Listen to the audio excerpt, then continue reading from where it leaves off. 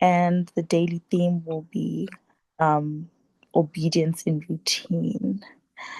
Sister Carol, are you ready? I'm more than ready, Queen. Thank you so much. Thank you so much, Queens. Thank you, Sis Laura, for such a beautiful introduction. Um, Queens, I just cannot imagine how we have come to the last day of the first quarter of the year. We've had such an eventful and so much time in the Lord at Queens at the Altar. And I just want to say thank you to the visionary. Thank you to every organizer.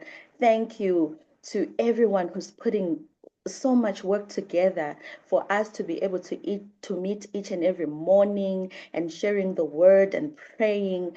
Queens, thank you so much for not tiring and for doing such a beautiful job keeping us rooted in the Lord.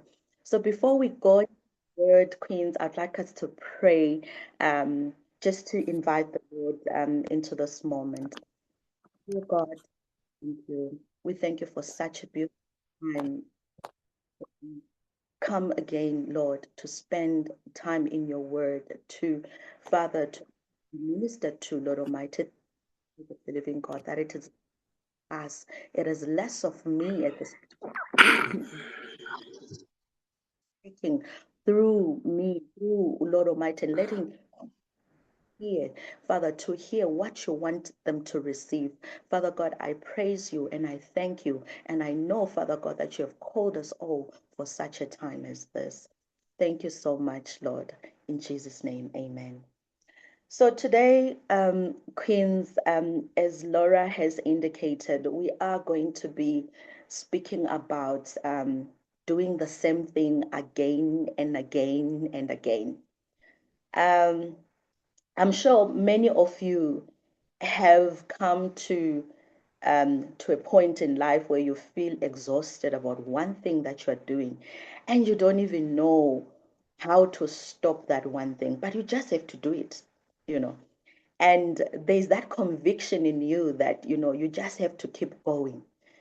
You just have to keep going, regardless of whatever it takes, regardless of whoever is clapping or whoever is watching. You just have to do it. So we also drawn to the theme, which is obedience to the routine. You know, like I said, it feels like a routine, but at the same time, you remember that no, it just has to be done. So we I just want to remind you, Queen, that, as a queen, you have authority, you have responsibility, and you have a divine assignment. As you move, you do not just move in your own understanding, or you don't just move as you wish, but you move because there is a certain mission that God has called you for.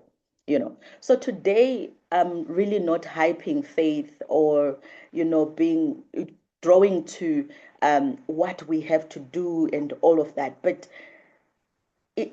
we're just talking about that kind of faith that nobody sees, the kind of faith that is so quiet, that is so silent around you, that sometimes you even ask yourself or question things around you and say, Lord, am I really doing the right thing? That's the kind of faith that we're talking about. The kind of faith that tells you that it only tells you, but around you, it's like confusion. It's like, oh my goodness, what is she going through? What is she trying to do? So we just want to see and we just want to discuss and how do we stay motivated in that kind of faith?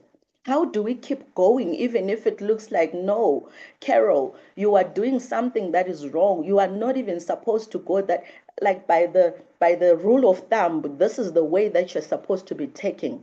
These are the things that you're supposed to be doing. You're not even supposed to be doing what you're doing right now, you know. So how do you then stay faithful? So not every day do we feel powerful. Not every prayer that you make feels like, it's getting you closer to the answer. not every season feels meaningful. Sometimes some of the season are just like, some of the moments you just feel like, I just want to stay in bed. I don't want to do anything. Sometimes you'll be like, I don't want anything. But you have to keep going. You have to keep moving. So in the book of Lamentations, God says that through the Lord's messes we are not consumed because his compassion fails not. God is consistent, Queen. Every day his mercy shows up. Imagine that every day you are working up to a new mercy. Every day you are working up to a new promise. You are working up to a consistent God, the one who never changes, the one who never ever moves, but he remains faithful to the core. Whatever he promised you, he sees it to completion. Every day you are waking up with this backbone, knowing that God has got you by your side, you know.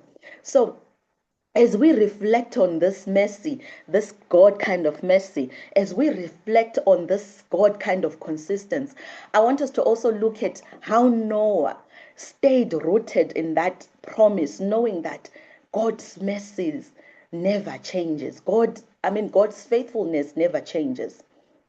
In the book of Noah, chapter 6, I implore you, queens, to just go and read through the scripture, but I'll just summarize it right here.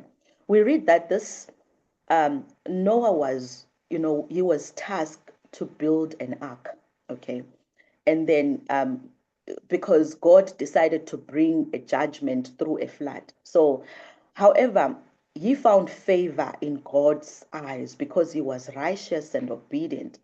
So God gave Noah specific instructions to build an ark, even though they've never been rained before, even though it was so dry, even though there was just like no reason for him to even start building an ark, but he still continued to be obedient. He chose to be obedient. I can imagine every day when Noah was just taking, it was just hammering by hammer, wood by wood, and doing as per what God instructed him to do.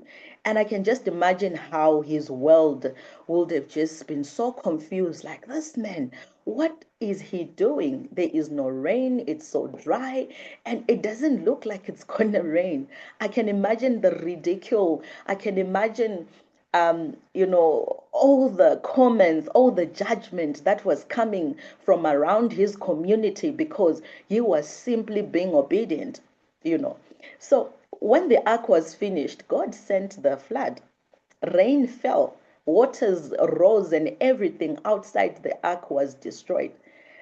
But Noah and his family and the animals and everything that God instructed him to bring into the ark was saved. So we have seasons that are similar to Noah's situations, Queen.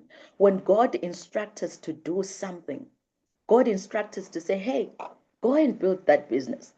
Even if it doesn't make sense to you, God says, go and do it. Even if it doesn't look possible for you, you don't have finances, you don't have an understanding, there's no clear vision.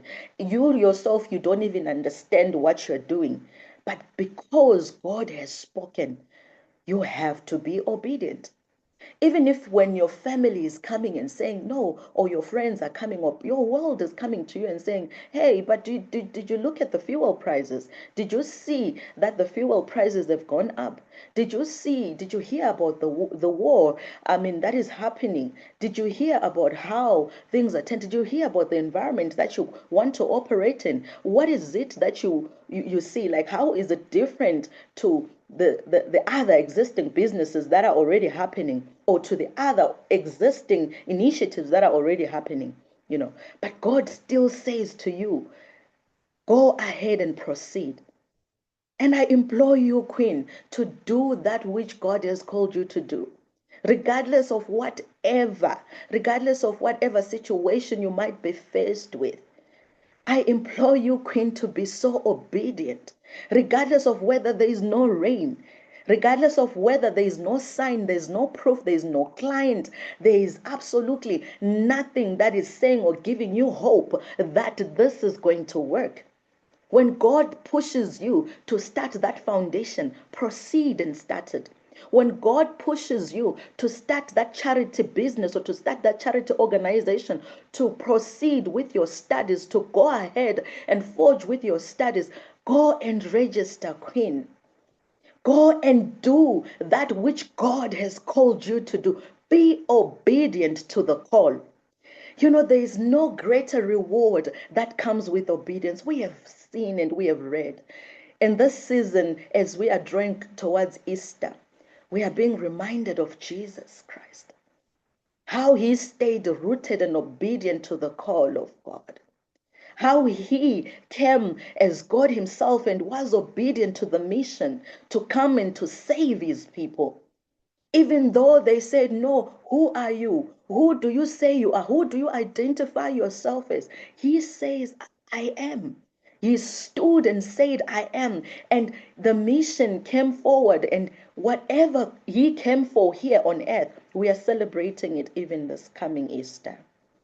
So I want to remind you, Queen, this morning that you that faith that is so silent, that faith that seems like nobody's cheering, that seems like nobody is clapping for you, that faith that is so quiet, it doesn't matter, Queen. God sees you. God sees you. I want to also draw us to the queens in the Bible. When I was just reading through, I was so amazed at how much obedience can cause you to do. You know, I want to draw you to the queen um,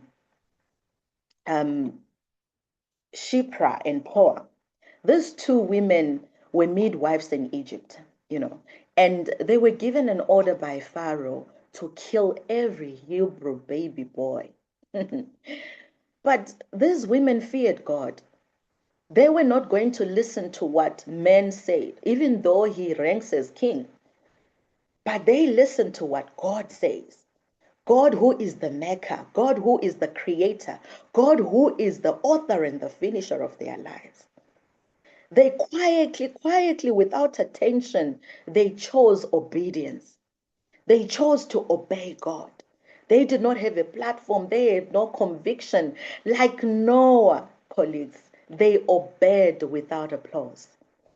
So even in this moment, Queen, I also want to encourage you that regardless of whether you have the support from the bank, regardless of whether you have support from your family, regardless of whether you have support from whoever is around you, your community or your world, God has called you to do that. God has called you to write that book. God has called you to minister. God has called you to go into the world and do what he has called you to do. The act of obedience brings forth greater rewards. It brings forth greater things. It cannot be seen by you right now, but definitely it's something that is sought for the generation to come. Just like we are enjoying the benefits of being identified as we are of Christ. We are enjoying the benefits of living in freedom, knowing that we have been saved, knowing that we have been redeemed, knowing that God has saved us and has called us, and he came down to die for our sins so that me and you can live a life that is so blameless, a life that is a reminder that he never leaves us, nor forsake us, but is always by our side. That is the conviction we must have, even though our world is not clapping at us.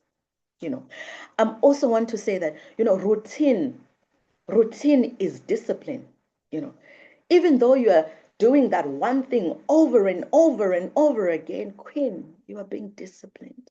You are being rooted. You are being guarded. You are being stationed. You are being disciplined. We don't. Greater things are not built on big moments, but they are built on silent moments.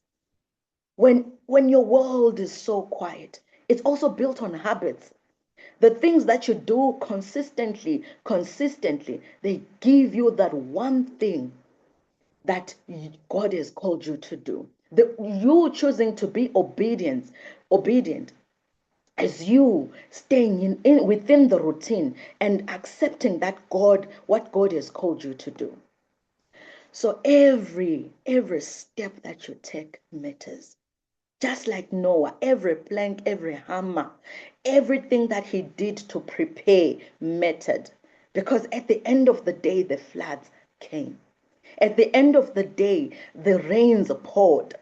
At the end of the day, the ship, like it was just flooded everywhere.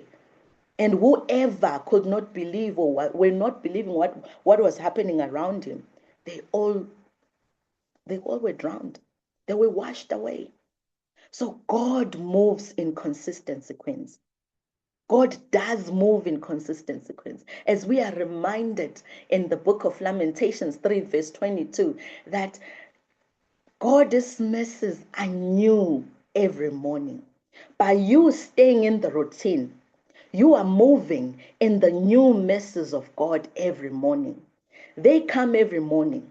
By you staying in obedience, you are moving in every new mercy of the Lord that He has for you every morning, Queen.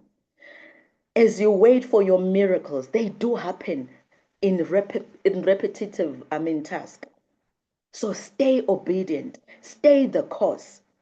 So another woman in the Bible that really drew my attention. I've got so many women that I've looked into, but I was drawn to Rizpah. Rizpah was a mother who experienced a deep loss when her sons were executed. She was one of Saul's concubines. So the sons, when King David came into power, um, there was just an agreement that was made, and then they were her sons were given as a sacrifice to say, okay, to draw peace or to create peace amongst those two nations, we need you to, anything that belongs to Saul must be gone. And that is where we see King David giving away the two sons of Zipra, of Rizpah, sorry for mispronunciation there. But what she did next moved me, because I just looked at it like, who can do such? What was she aiming to do? Because even if it means you are seeing that no, your sons are dead, there is nothing that can be done to bring them back. You are seeing that um, absolutely nothing like can be done because these sons have been assassinated. They're just hanging there on the tree. But instead of walking away, she stayed. She guarded their borders day and night, protecting them from birds and wild animals. This was not a moment, that called compassion or anything like that, but she knew what she was doing and she did it quietly and she did it silently and in grief and in pain. It doesn't matter the pain that you're going through, Queen. It doesn't matter what the first quarter has brought to you, the expectations that did not come through. It does not matter, Queen. It does not matter the pain or the loss that you've heard in the first quarter of 2026. It does not matter. What matters is what God is doing through that pain. When I just read how Rizpah stood and she just stayed in that pain and she just guarded because what she wanted to achieve through this, she wanted to bring dignity. She wanted her sons to be buried in dignity. And when the news came to the king that this is what she had done, the king decided that he is going to be loyal and he will bury the sons and give them the dignity that they deserve. At this moment, Queen, it will look like it's so painful, like the pain will be so unbearable. At this moment, Queen, whatever that you have been going through, whatever that you have encountered in the first 3 months of the year, looks like, oh Lord, I don't think I can go through this again. I don't think I can proceed with what you want me to proceed. But I want to implore you, Queen, to stay obedient, regardless of that pain, regardless of that disappointment, regardless of that loss, regardless of that expectation that was never fulfilled. I want to implore you, Queen, that you stay rooted to that which God has called you to do because He has called you for such a time as this. And surely He will bring forth destiny helpers. He will bring forth the people that will be aligned to that which He wants to pursue through you, Queen. Your faith might look like it's silent, but it is building one brick at a time. It is taking one step at a time. Your faith might look like it's not moving mountains. Your faith might look like it is not doing anything. But I want to tell you and to remind you that, Queens, you are not silent. The Lord is not silent. He is watching, and surely He will reward you. You will not always feel powerful, that's for sure. You will not always feel spiritual, that's for sure. You will not always feel motivated, that's for sure. But you have been called to build just like Noah. You have been called to build just like you've been called to stand just like Rizpah, you know. So anchor your identity, not your emotions. You are a queen before you are who you identify yourself as. Remember that you are royalty. Build your routines. Routine will carry you where your motivation cannot, because sometimes you don't feel like it, and it's okay. Sometimes you feel like, no, what I'm not doing is not enough, and what I'm trying to do is not sin. It's okay, Queen, but you must know that it is carrying you where motivation cannot carry you. And also focus on obedience. Stay rooted, Queen. Stay obedient to the call. Regardless of whether it makes sense to the next person, regardless of whether you've tried to introduce it to other people around you, or whether people understand what you're trying to do or not, stay the course. Even if it means you want to go back to school right now at an advanced age, and nobody's understanding why you still want to do it, but you know why you want to do it. Stay the course, Queen. Even if it means that you want to start off something, a charity or anything that God has deposited into your heart, stay the course and stand. And just like Noah, take every hammer, take every wood and put it together, Queen. Take every wood and hammer, a brick, and put it together, because this is what God has called you to do. Remember, God is consistency. Remember His word. Remember what He says in Lamentations 3:22, that His mercies are new every morning. It might not be fruitful right now. It might not be seen, or you might not feel or see the rewards right now. But remember that long obedience does bring fruit. And you may not enjoy, just like the children of Israel when they were promised. Some of them never made it to the land. Some of them, they didn't. Even the man who was called to lead them out of Israel, he never made it. But now the generations to come made it to the call. God's mercies are new every morning, Queen. We are constantly told and be reminded of what God does and what He is doing in this generation. We have seen what God has been doing through the morning devotions. We have seen the testimonies that are coming through. We have seen our conference. What we saw, what God is doing, we've encountered with what God is doing amongst us. And I want to tell you, Queen, that this morning, do not worry about the noise. Don't worry about what is happening around you, even if it does not match the standard of what you are doing, or even if it does not match what God has called you to do, even if it doesn't make sense, Queen. Even if it doesn't make sense to the other person, it's okay. That silent faith, God has called you for it. And remember that His mercies are new every morning. And thank you so much, Queens, for this beautiful time. And thank you for listening. And I would like to take this moment and hand it over to our host. Thank you so much, Queen. Thank you so much. That was so powerful. Thank you.